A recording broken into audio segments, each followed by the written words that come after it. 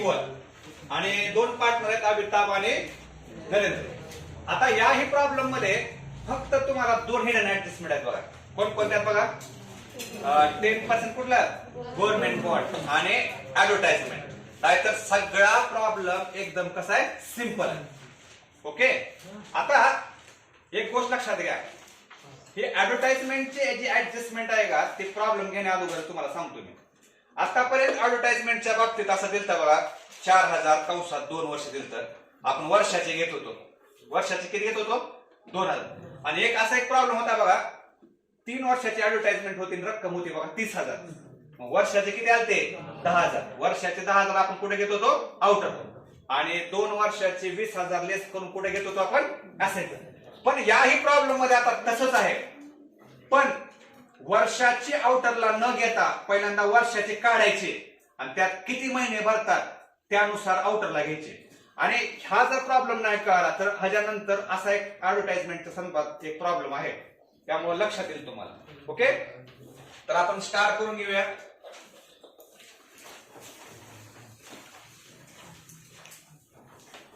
Factory building,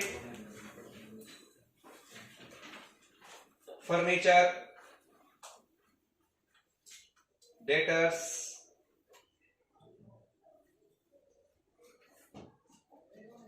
डेटर्सला 2 star करा. Rent, salary, 10% government bond, advertisement, purchase, sales. मित्रांनो हा एकदम सोपा प्रॉब्लेम आहे. फक्त 2 हिडन ऍडजस्टमेंट आहेत. तेवढ्या जर तुम्ही लक्षात घेतल्या तर बाकी सगळे ऍडजस्टमेंट रेग्युलर आहे. याही प्रॉब्लेम मध्ये तुम्हाला ट्रायल बॅलन्स डेबिट आणि क्रेडिटच्या स्वरूपात दिलाय. मग पहिल्यांदा आपण डेबिटचे आयटम घेऊया. तर त्यातला पहिला आयटम कुठला आहे बघा. प्लांट अँड मशिनरी असेटला घ्या. किती रक्कम आहे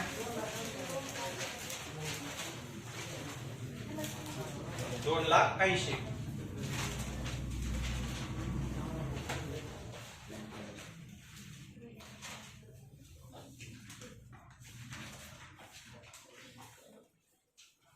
त्यानंतर आहे फॅक्टरी बिल्डिंग. बिल्डिंग आहे असेट आहे आपली. इनरला घ्या किती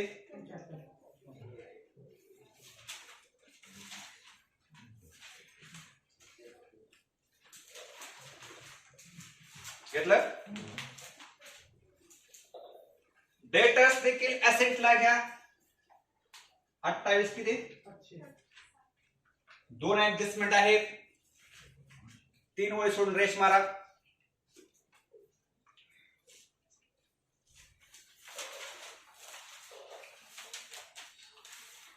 परचेस ट्रेडिंगच्या डेबिटला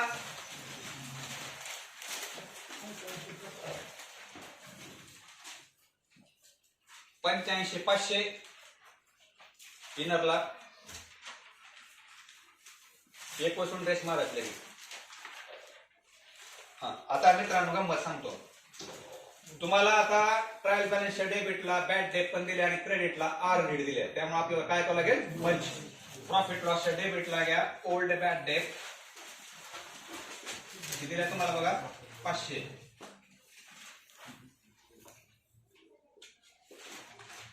त्यात ऍड न्यू बॅड डेट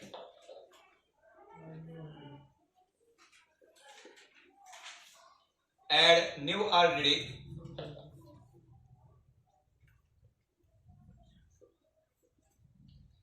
आणि 1 ओळ सोडून ओल्ड आरडीडी की जे तुम्हाला ट्रायल बॅलन्सच्या क्रेडिटला दिले बघा. किती दिले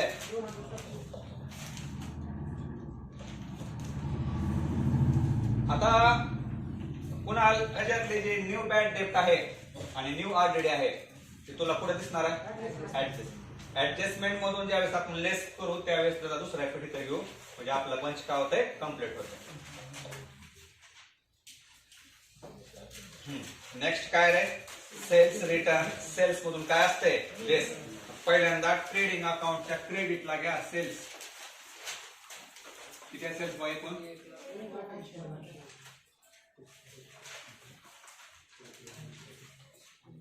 त्यातून लेस सेल्स रिटर्न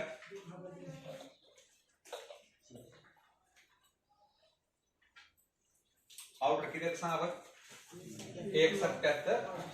तुम्ही आता म्हणता असेल मागाच्या प्रॉब्लेम मध्ये इनरला ठेवलं सेल आता काउंटरला घेतलं कारण पाठीमागच्या प्रॉब्लेम मध्ये सेल्स वर एक ऍडजस्टमेंट होते त्यामुळे आपण इनरला ठेवलं होतं आता ऍडजस्टमेंट नाही.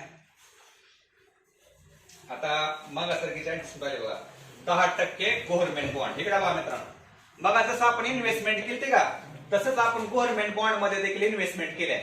ते एक प्रकारे आपले का असते ऍसेट. मग पहिल्यांदा ऍसेटला घ्या 10% गव्हर्नमेंट बॉन्ड. रक्कम किती आहे इनरला घ्या. एकदम सोपं आहे. आता मला सांगा 40,000वर 10% किती व्याज येते 4,000. आता पाठीमागच्या प्रॉब्लेम मध्ये तारीख दिली नव्हती त्यामुळे आपण पूर्ण वर्षाचं घेतलं होतं पण या प्रॉब्लेम मध्ये त्या गव्हर्नमेंट बॉन्डला तारीख दिली आहे बघा किती दिली आहे 1 ऑक्टोबर आणि 1 ऑक्टोबर ते 31 मार्च पर्यंत किती महिने होतात 6 महिने. वर्षाचं व्याज किती येईल होतं 4,000 तर 6 महिन्याचं व्याज किती येईल 2,000. ते 2,000 व्याज आपल्याला मिळणार आहे. त्यात ऍड करा ऍड इंटरेस्ट 6 मंथ. तारीख दिल्यामुळं 6 महिन्याचं घेतलं. जर तारीख दिलीच नसती तर पूर्ण वर्षाचं घेतलं असतं. ओके मग आता इकडे बघा आपण गव्हर्नमेंट बॉन्ड मध्ये गुंतवणूक केली आहे त्याच्यावरचं व्याज किती मिळणार आपल्याला व्याज मिळणार आहे. आपलं काय उत्पन्न आहे त्यामुळे प्रॉफिट लॉसच्या कुठे घ्यायचं क्रेडिटला. Interest on government bond 2,000. मित्रांनो इकडे बघा इन्व्हेस्टमेंट असो गव्हर्नमेंट बॉन्ड असो डिबेंचर असो शेअर्स असो ही एक प्रकारे आपली इन्व्हेस्टमेंट असते त्यामुळे घेताना कुठे घ्यायचे बॅलन्स शीटच्या असेटला. आता ह्याच्यात आपण गुंतवणूक करतो याचा अर्थ त्यातून आपल्याला व्याज मिळणं अपेक्षित असते आणि व्याज मिळालं याचा अर्थ ते आपलं उत्पन्न असतं हे लक्षात ठेवायचं. ओके ही हिडन ऍडजस्टमेंट संपलेली आहे. नेक्स्ट आहे बघा इम्पोर्ट ड्युटी. बघा काल एक्सपोर्ट होतं आज इम्पोर्ट आहे. इम्पोर्ट म्हणजे आयात वस्तू आणण्याचा खर्च ट्रेडिंग डेबिट. ठीक आहे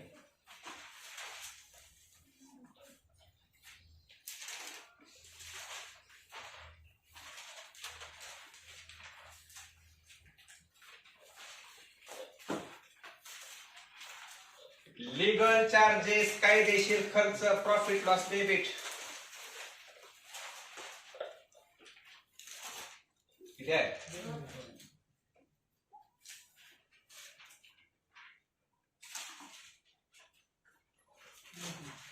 पुढे काय मोटिव्ह पॉवर. मित्रांनो मशीनला विद्युत पुरवठा लागतो.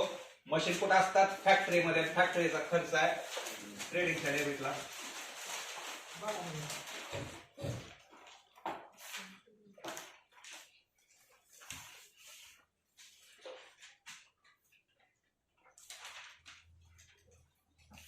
पुढे काय काल पण जातो वेअर हाऊस रेंट म्हणजे गोडवानचं भाडं आहे. वस्तू तयार झालेल्या आहेत त्या गोडवान मध्ये आपण ट्रान्सफर केल्या आहेत प्रॉफिट लॉसच्या डेबिटला.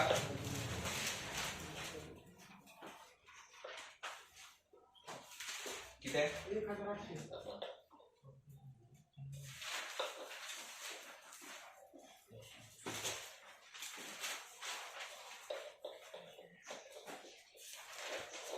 आता मित्रांनो कॅश इन हँड आणि कॅश ॲट बँक या तुमच्या दोन्ही काय ऍसेट आहे. ऍसेटला घ्या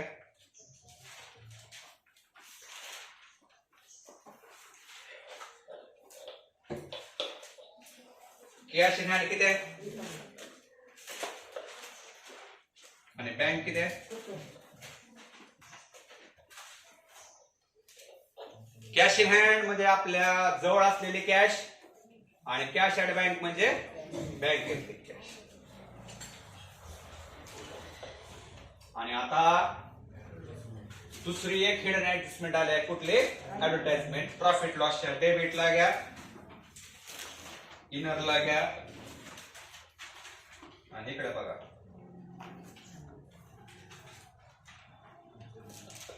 एकदम सोपे आहे. 1,000 रुपये झाले ते फक्त इथं तारीख दिली आहे. कसं सोडायचं सांगतोय का. आपलं फायनल अकाउंट एका वर्षाचं असते आणि आपल्याला खर्च फक्त एका वर्षाचेच घ्यायचे असतात. परंतु इथे ऍडव्हर्टाइजमेंटचा खर्च आपण 2 वर्षाला केलाय. 2 वर्षाला किती केलाय? 10,000. म्हणजे वर्षाचा किती येते? 5,000. तर वर्षाचा 5,000 आपण आउटरला घेतला असता. केव्हा घेतला असता? जर कंसात तारीख दिली नसती तर. पहिल्यांदा इथं वर्षाचा खर्च काढा. वर्षाचं किती येते? 5,000. पण वर्ष देखील भरत नाही, कारण त्या ऍडव्हर्टाइजमेंटला तारीख दिली बघा किती? एक. म्हणजे किती महिने भरते? फक्त 3. वर्षाचा किती आलता? 5,000. 6 महिन्याचा 2,500 आणि 3 महिन्याचा 1,250. मग 3 महिन्याचीच ऍडव्हर्टाइजमेंट आउटरला घ्या 1,250. परत इकडे ऐकाय थांबा. जर इथं तारीख दिली नसते तर वर्षाचे डोळे झाकून आउटरला घेतले असते किती? 5,000. पण इथं तारीख दिली आहे 3च महिन्याचे घ्यायचे आहे. 3 महिन्याचाच ऍडव्हर्टाइजमेंटचा खर्च आउटरला घ्यायचा आहे. म्हणजे आता आपल्याला लेस किती करावं लागेल बघा. लेस ऍडव्हान्स 8,750. असेच ऍडव्हर्टाइजमेंटची कंडिशन नेक्स्ट प्रॉब्लेम मध्ये पण आहे, तुम्हाला कळेल आणखी. मग ऍडव्हान्स मध्ये किती ऍडव्हर्टाइजमेंट भरले आपण? 8,750. ते आपल्याला येणं असल्यामुळे दुसऱ्या कुठे यायचा? असेटला. ऍडव्हान्स ऍडव्हर्टाइजमेंट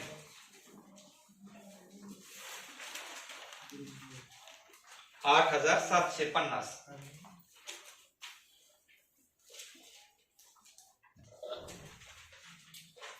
तुम्हाला दुसरं उदाहरण देऊ सांगताय का? लक्षात येईल तुम्हाला. समजा तुम्हाला ऍडव्हर्टाइजमेंटच्या बाबतीत असं दिलंय, ऍडव्हर्टाइजमेंट 3 वर्ष कंसात आणि रक्कम दिली 9,000 आणि तारीख दिली 1 ऑक्टोबर. तर या ठिकाणी 3 वर्षाला 9,000 आहे म्हटल्यानंतर वर्षाचं किती येते? 3,000. जर तारीख दिली नसती तर वर्षाच्या आउटरला 3,000 घेतला असतं. पण तिथं वर्ष भरत नाही, 1 ऑक्टोबर 6 महिने भरते. त्यामुळे 6 महिन्यात किती घ्यायचं आउटरला? 1,500. आणि उरलेलं काय करायचं? लेस करायचं. आतापर्यंतच्या 2 प्रॉब्लेम मध्ये ऍडव्हर्टाइजमेंट मध्ये तारीख दिली नव्हती, त्यामुळे आपण वर्षाच्या आउटरला घेत होतो आणि उरलेल्या वर्षाची लेस पण कुठे घेत होतो आपण? असेट. पण ह्याच्यामध्ये पूर्ण वर्ष न भरता वर्षातले 3 महिने 6 महिने भरतात तेवढेच घ्यायचं. आता हे जर लक्षात नाही आलं तर पुढल्या प्रॉब्लेम मध्ये तुम्हाला लक्षात येईल. नेक्स्ट घ्या सॅलरी प्रॉफिट लॉस डेबिटला. स्टार आहे ना? किती रक्कम आहे?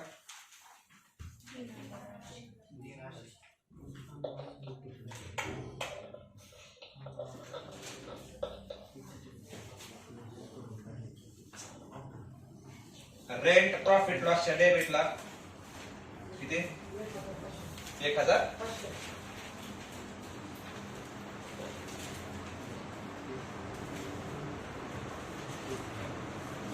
आता त्यानंतर ड्रॉइंग आहे मित्रांनो. ड्रॉइंग कशातून लेस करत असतो आपण?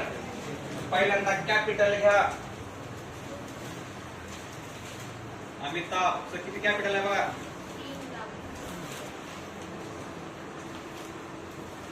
आणि नरेंद्रचं 3 लाख. दोघांचे 3 लाख कॅपिटल आहे.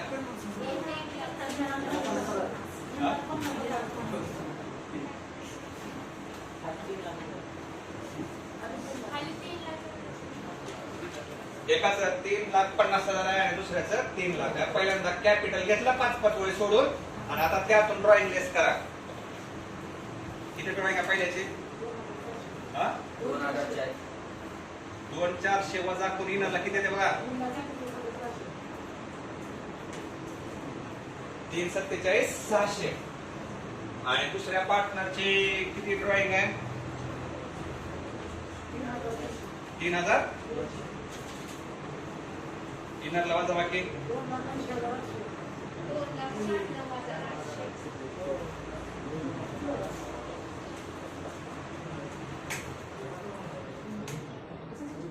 त्यांच्या कॅपिटल मधून त्यांची ड्रॉइंग काय केले? लेस केले आणि कॅपिटल इनरलाच ठेवायचं. आता मित्रांनो 3ही आयटम ऍसेटचे आहेत बघा. फर्निचर, बिल्स रिसिवेबल आणि प्रॉपर्टी. 3 ऍसेटला घ्या. फर्निचर किती आहे बघा? किती आहे? 1,95,800.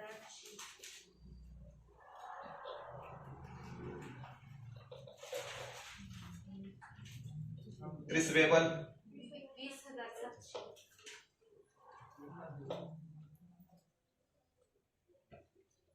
प्रॉपर्टी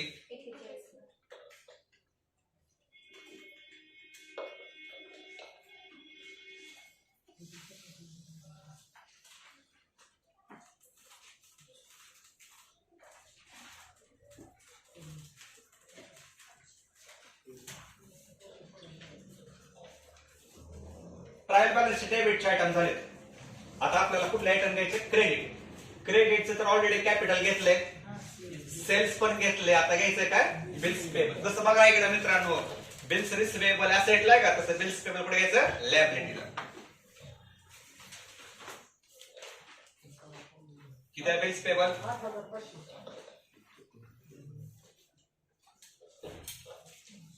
5-6 वेळून लिहायचं. घ्या लिहून.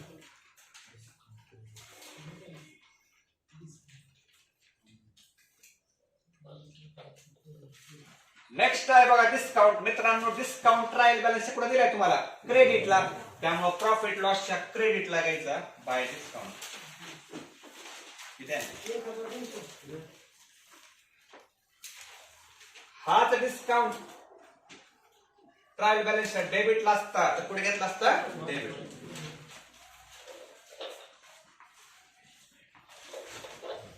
क्रेडिटर्स लायबिलिटीला 38,500.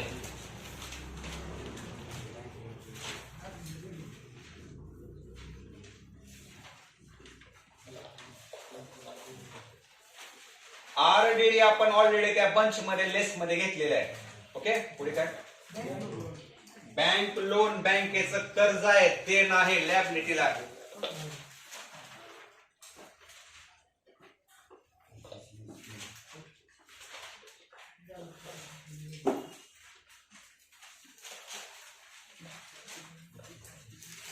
आणि ट्रायल बॅलन्स मधला लास्ट आयटम आहे बघा परचेस रिटर्न. परचेस मधून लेस करायचं. किती करायचं? 2000.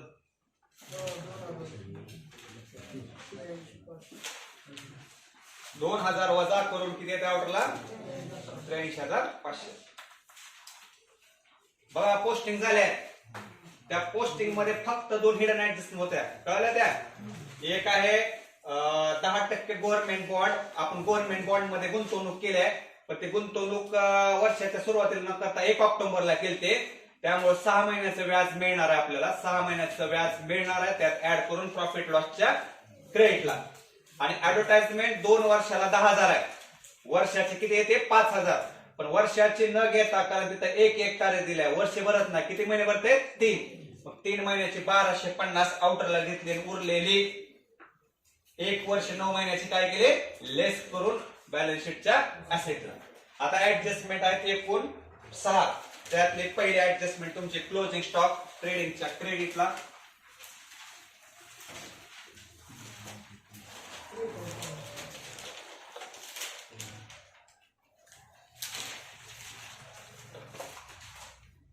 आणि दुसरा इफेक्ट ऍसेटला.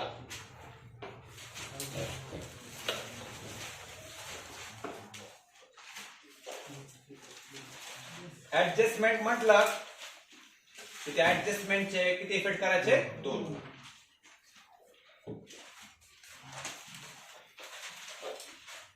आता सेकंड ऍडजस्टमेंट आहे बघा. अनइन्शुर्ड गुड्स वर्थ ₹8,000 वेअर स्टोलन. अनइन्शुर्ड याचा अर्थ काय? त्या वस्तूवर आपण इन्शुरन्स काढलेला नाही आणि त्या वस्तू जळून खाक झाल्या. याचा अर्थ आपला सगळाच काय झाला? Loss.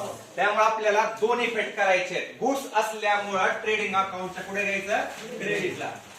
Goods stolen. Goods stolen म्हणजे वस्तू चोरीला गेल्या. किती रक्कम टाकणार? 8,000. आणि मित्रांनो याचा दुसरा इफेक्ट 8,000च्या वस्तू चोरीला गेल्या. याचा अर्थ आपला सगळाच काय झाला? लॉस झाला. त्यामुळे प्रॉफिट लॉस कुठे घ्यायचं? डेबिटला. लॉस बाय स्टोलन किती? आपण जर इथं मित्रांनो इन्शुरन्स काढला असता आणि इन्शुरन्स कडून जर 5-6 हजार मिळाले असते तर आपण पुढे घेतलं असतं असेल. पण इन्शुरन्सच काढला नाही. त्यामुळे सगळाच लॉस झालाय ट्रेडिंगच्या क्रेडिटला आणि प्रॉफिट लॉसच्या डेबिट. आता तिसरे ऍडजस्टमेंट ऑलरेडी 2%. पण मी आता काय करणार सांगतो. 3 नंबरच्या ऍडजस्टमेंटच्या अगोदर 4 नंबरच्या ऍडजस्टमेंट सोडू नका. कारण का 4 नंबरच्या ऍडजस्टमेंट काय म्हणते, mister Patil our customer become a insolvent and could not pay his डेप्ट 500. इकडे बघा, पाटील नावाचा एक व्यक्ती होता, त्याच्याकडून 500 रुपये आपल्याला येणं होतं, पण तो दिवाळखोर निघाला आणि त्याकडे येणारे 500 रुपये रक्कम बुडाले आपले. तुम्हाला हे अगोदर आठवत आहे का, शेखरच्या बाबतीत होतं बघा, रक्कम आली नाही म्हणजे रक्कम काय झाले, बुडाले. त्यामुळे ऍडजस्टमेंटच्या कंसात बॅड डेट लिहा.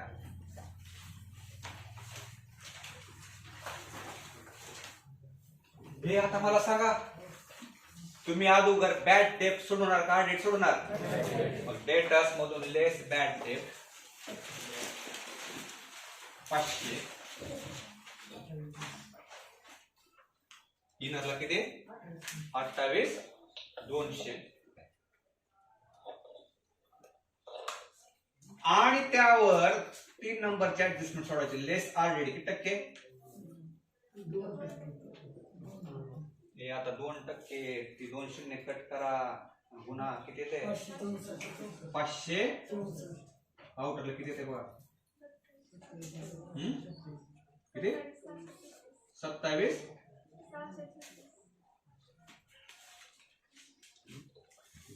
मग हे बॅड डेट आणि ऑलरेडी कशा असते मित्रांनो? न्यू. त्यामुळे त्या बॅड डेटच्या पंच मध्ये घ्या. हो का, न्यू बॅड डेट समोर 500 आणि न्यू ऑलरेडी समोर किती? 564. या तिघांची बेरीज किती येते?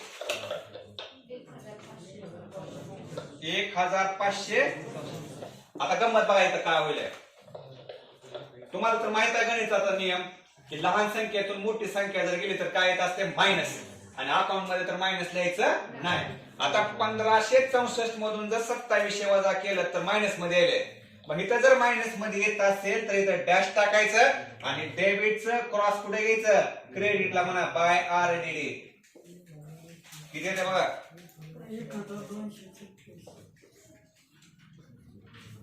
1236. असं का उलट केलं सांगा बर? मायनस मध्ये येईल. ऍक्च्युअली ही बंच आपण इकडे क्रेडिटला पण लिहू शकलो असतो. ही 2700 मध्ये सगळे आयटम वजा केले असते, पण ते कन्फ्युज होते आपल्याला. त्यामुळे डेबिटला टाकून इकडे क्रेडिट टाकायचं. हे कळलं तुम्हाला? 3 नंबरच्या ऍडजस्टमेंटच्या अगोदर 4 नंबर का सोडवले? कारण 4 नंबर कुठले आहे? Bad debt. आणि बॅड डेट नंतर काय सोडायचे असते? Hard debt. चला आता 5वी ऍडजस्टमेंट राहिले बघा. रेंट मध्ये 800 आणि सॅलरी मध्ये 300 आपल्याला ऍड करावं लागेल, कारण हे आपल्याला काय देण आहे. रेंट मध्ये ऍड आउटस्टँडिंग 800 ऍड करून किती? 2300. बरं 1136. रेंट मध्ये 800 ऍड करून किती येते? 2300. आणि सॅलरी मध्ये किती ऍड करणार? 300. ऍड आउटस्टँडिंग किती येते सॅलरी आउटरला? 4100. हे तुम्हाला मित्रांनो देणं आहे. आउटस्टँडिंग म्हणजे काय? देणं आहे. त्यामुळे दुसरा एफर्ट कुठे घ्यायचा? लॅबरेटरी. Outstanding underline. रेंट मध्ये किती ऍड केलं तर? आणि सॅलरी मध्ये 800 आणि 300 किती येत आहे? 1100. ऍडजस्टमेंट आतापर्यंत सगळ्याच प्रॉब्लेम झाल्या. आउटस्टँडिंग याचा अर्थ खर्च आपल्याला देणं आहे. त्या खर्चामध्ये काय केलं? ऍड. आणि देणं असल्यामुळे कुठे घेतलं? आता लास्ट ऍडजस्टमेंट बघा. डेप्रिशिएट फॅक्टरी बिल्डिंग 2500 आणि फर्निचर 1800. इकडे बघा, आतापर्यंत आपल्याला डेप्रिशिएशन टक्केवारीमध्ये देत होते 10%, 5%. पण तुम्हाला डेप्रिशिएशनची रक्कम ऑलरेडी त्यांनी काढून दिली आहे. त्यामुळे त्यांच्या ऍसेट मधून काय करायचं? लेस डेप्रिशिएशन. फॅक्टरी मध्ये किती आहे बघा? आउटर किती आहे? 7200. आणि फर्निचर मधून आउटर किती येते? फॅक्टरी बिल्डिंग मधून 2500 लेस केलं आणि फर्निचर मधून 1800 लेस केलं. आता इथं एक अपवाद तुम्हाला सांगायचं मला. आता डेप्रिशिएशनचा आपण दुसरा इफेक्ट कुठे घेत असतो? प्रॉफिट लॉसच्या डेबिटला. तिथंच घ्यायचं आहे. पण इथं बिल्डिंग जे आहे का, बिल्डिंग कुणाची बिल्डिंग आहे? फॅक्टरी. आणि फॅक्टरी संदर्भातले लॉस किंवा खर्च कुठे येतात? ट्रेडिंगच्या डेबिट. थांबा जरा हावरेड करू नका. इथं जर असं असलं असतं तर एक प्लेनच बिल्डिंग असली असते, प्लेन बिल्डिंग आणि प्लेन फर्निचर असलं असतं तर आपला रेग्युलर प्रमाणे आपण लेस करून प्रॉफिट लॉस कुठे घेतला असतं? डेबिट. पण इथं फॅक्टरीची बिल्डिंग आहे त्यामुळे फॅक्टरीच्या बिल्डिंगचा खर्च लॉस तो कुठे घ्यायचा? डेबिट. मग आता इथं डेप्रिशिएशन पैकी एक डेप्रिशिएशन इथं घ्या ट्रेडिंगच्या डेबिटला. डीपी ऑन फॅक्टरी बिल्डिंग किती? 2500.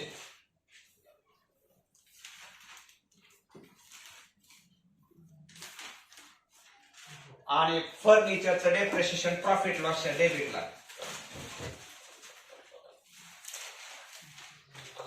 डीपी ऑन फर्निचर किती आहे?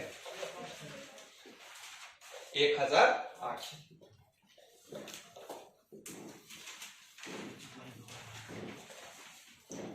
समजलं एक पॉइंट? काय समजला सांगा बघ. ट्रेडिंग अकाउंटच्या डेबिटला फॅक्टरी बिल्डिंगचं डेप्रिशिएशन कारण तुम्हाला तर सवय लागली आतापर्यंत 12-13 प्रॉब्लेम मध्ये डेप्रिशिएशनचा दुसरा इफेक्ट कुठे घेत असता तुम्ही? प्रॉफिट. पण इथं ट्रेडिंगच्या डेबिटला काय गेलं? कारण ते फॅक्टरीची बिल्डिंग आहे, फॅक्टरीचे खर्च लॉस ट्रेडिंगच्या डेबिटला. इथं जर फॅक्टरी बिल्डिंग असं उल्लेख न करता फक्त बिल्डिंग जर केलं असतं तर दुसरा इफेक्ट कुठे गेला असता? आपला रेग्युलर कुठे गेला असता? प्रॉफिट लॉसच्या डेबिट. ओके. आता इकडे बघा, हा प्रॉब्लेम संपलेला आहे. आता तुम्ही घरी क्लोज करा. का घरी क्लोज करा सांगतो? रेशो कसा आहे? इक्वल आहे. व्यवस्थित अकाउंट क्लोज करा.